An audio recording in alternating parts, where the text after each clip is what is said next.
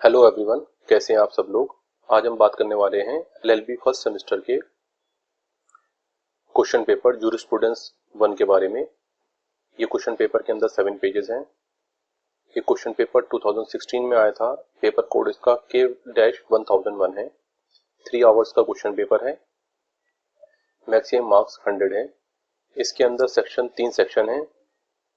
Section A descriptive answer questions का है। Section B इसमें शॉर्ट आंसर क्वेश्चंस है। Section C very short answer questions हैं।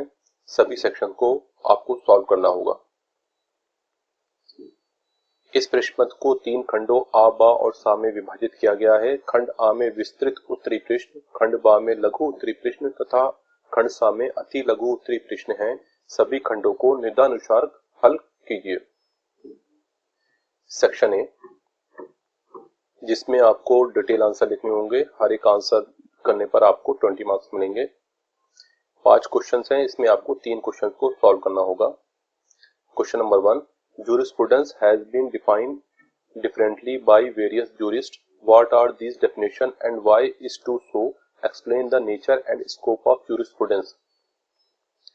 विधि शास्त्र को विभिन्न विधि शास्त्रियों ने विभिन्न प्रकार से परिभाषित किया है। ये परिभाषाएं क्या हैं तथा ऐसा क्यों है? विधि शास्त्र की प्रकृति एवं क्षेत्र का वर्णन कीजिए। Question number 2, the movement of progressive societies has hitherto been a movement from status to contract. Do you agree with this view? Comment in detail. प्रगतिशील समाजों की गति अब तक प्रकृति से संविदा की ओर रही है। क्या आप इस विचार से सहमत हैं? विस्तृत टिप्पणी कीजिए। Question number 3, natural law consists of the principles which are based on logic and reason. In the light of this observation, discuss the development of natural law in brief and point out its application in the Indian legal system. प्राकृतिक विधि उन सिद्धांतों में निहित है जो तर्क तथा युक्ति पर आधारित है। इस कथन के प्रकाश में प्राकृतिक विधि के विकास की संक्षिप्त विवेचना कीजिए तथा भारतीय विधिक प्रणाली में इसका प्रायोजित को चिन्हित कीजिए।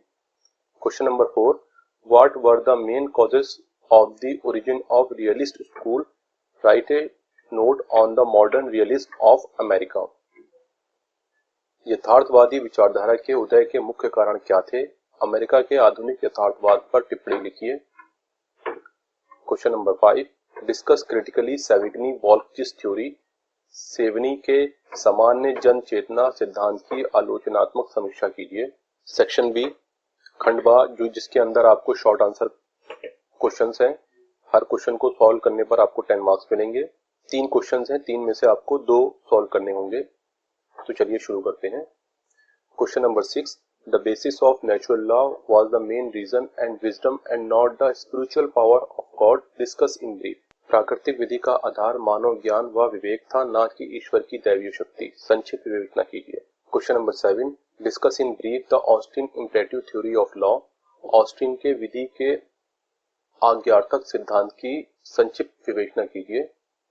Question number 8, discuss the main feature of sociological school of jurisprudence. विधि शास्त्र की समाजशास्त्री विचारधारा की मुख्य विशेषताओं की विवेचना कीजिए।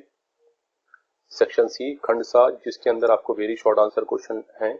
इसमें कोई भी चॉइस नहीं दी गई है। 5 क्वेश्चंस हैं और हर एक क्वेश्चन को सॉल्व करने पर आपको 4 मार्क्स मिलेंगे। तो चलिए शुरू करते हैं। Question number 9, what do you understand by analytical positivism. विश्लेषणात्मक बिंदुवाद से आप क्या समझते हैं। Question number 10, what were the factors and circumstances which led to economics approach to law. वो कौन से कारक एंड परिस्थितियां थी जिन्होंने विधि के आर्थिक पद्धति को अग्रसर किया। Question number 11, describe pound classification of legally protected interest.